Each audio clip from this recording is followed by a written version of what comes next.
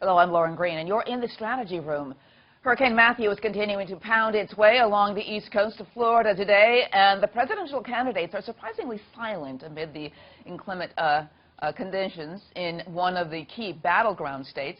Is this an opportune moment for Donald Trump and Hillary Clinton to step up and show their capabilities amidst devastation, or should they continue to lay low? Here with reaction are strategists at Applied Techonomics, Jeanne Zaino, and Republican strategist Liz Peek. Welcome to you both. Thank you. Jeanne, I'm going to start with you because what do you think they should be doing right now? I think the candidates should be doing what they're actually both doing, which is laying low and waiting to see how the White House responds to the tragedy, or to the hurricane, and to see how the White House responds and then react to that. I think it's fine. They both put out statements, you know, fairly innocuous statements, hoping everybody is fine. Those kinds of things are good. But I think to get ahead of the story, to race down to Florida or the coast, to do anything like that before the White House reacts, I think is going to set them up for a problem. So I would say stay where you are for now. Wait and see in the next 24 hours, 48 hours, how the White House responds.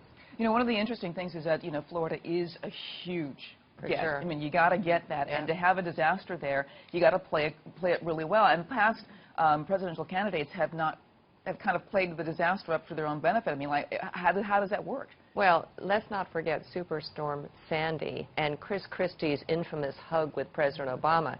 In appearing to be kind of strong leader, et cetera, he kind of torched his presidential aspirations right there, which was sort of an amazing moment. Yeah. Donald Trump actually, I think, has an opportunity here. I mentioned on Charles Payne's show last night that Trump, if it's really bad in his part of Florida, he could leave the campaign trail, go to Mar-a-Lago, open it up to homeless people, victims of the hurricane, shown to be aiding and comforting people who were hurt by this storm. Now, it may not hit Palm Beach and that area that significantly, but that would be a very presidential moment for him, basically. And what we've seen with Obama is that he has really fallen short on some of these emergencies. Louisiana being the most recent of those, where the flooding in Louisiana, you know, Obama was on vacation playing golf. Trump went down there and earned some big points with voters for having shown up in person.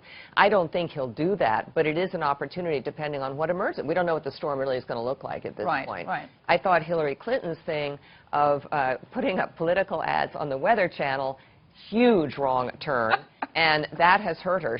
They're taking it down. But that was a really, really boneheaded thing to do. Well, you know, Jeanne, speaking of that, because Florida Governor Rick Scott, he has denied a request from the Clinton campaign to extend the deadline for voter registration in Florida. It's just not to bend the rules. I mean, that's sort of another kind of like, by the way, can you do that? Because I know they can't, you know, get into their, you know, their voters registration. Was that a bad move or a good move? Even you can request it. You know, I think that the Obama team should have waited a little bit to request that and see how this thing all pans out. But if indeed we find that voter registration is down, because of course in a storm when you're told to hunker down and not go out and register to vote, people do that. And as we all know on these voter registration drives, it's at the end when most people go, because most of us procrastinate until the end. So if we see those numbers down, I think they do have every right to request an extension. The governor, as you mentioned, Rick Scott, has said he will not give one. I think if he doesn't give one and the numbers are down, we'll probably see lawsuits in that area. But my advice to the Clinton team would be she should stay far away from that.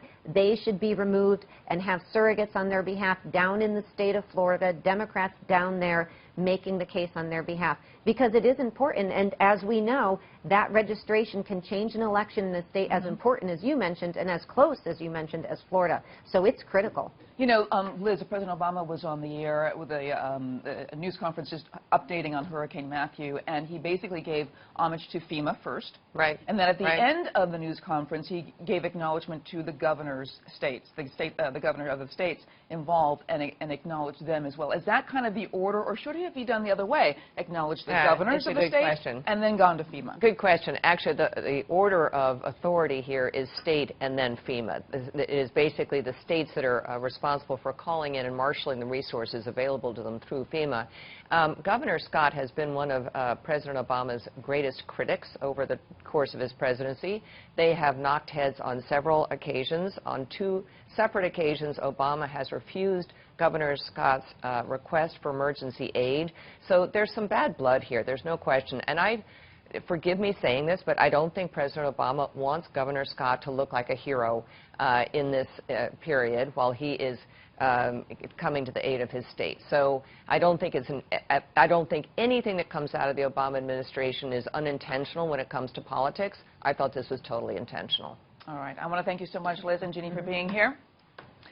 And for complete coverage of the 2016 election, go to foxnews.com. I'm Lauren Green, and thanks for watching.